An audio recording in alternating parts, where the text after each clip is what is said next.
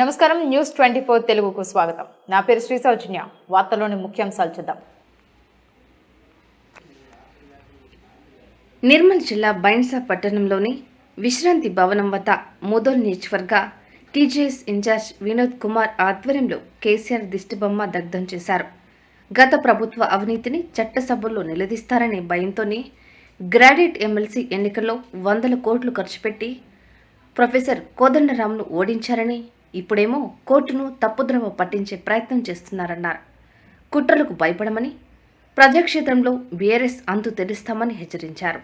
ఈ కార్యక్రమంలో టీజేఎస్ రాష్ట్ర కార్యదర్శి పల్లపు తులసిరామ్ జాదవ్, విశ్వనాథ్ నాయక్, సతీష్, మిన్ను, అలీం ఖాన్, సునీల్, శ్రీనివాస్ పాల్గొన్నారు.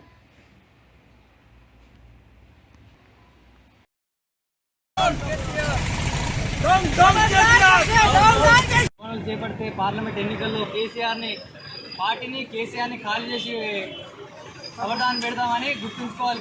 కేసీఆర్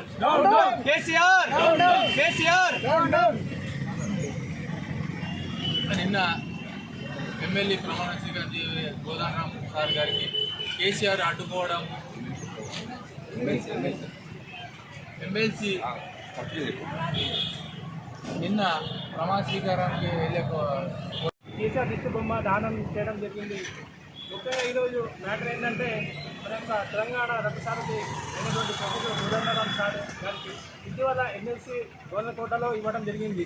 దీన్ని కేసీఆర్ ప్రభుత్వం అడ్డుకోవడం జరుగుతుంది. కాబట్టి దీనికి మనకు వచ్చే ఎలక్షన్లో ఖచ్చితంగా బీఆర్ఎస్ యొక్క నామినేషన్ ఖచ్చితంగా చేస్తామని ఈ యొక్క సభాముఖంగా చేయడం జరుగుతుంది.